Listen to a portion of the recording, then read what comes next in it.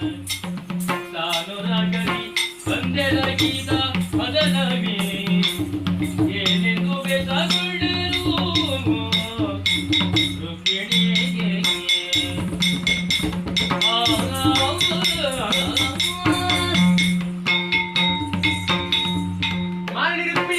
ನನ್ನ ಬಳಿಗೆ ಬರುವಾಗ ಸದಾ ನಗರೋಗದಲ್ಲಿ ಬರುತ್ತಿದ್ದರು ನೀನು.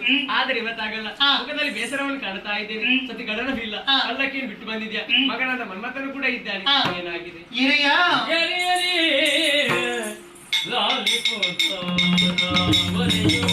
ವಚನವ ತರುಣದಿಂದಲ್ ಈಗ ನೀನೋ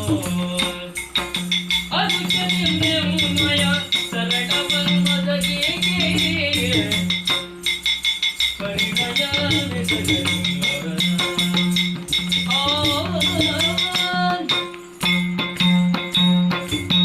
ನೀವಾಡಿದಂತಹ ಮಾತು ಸತ್ಯ.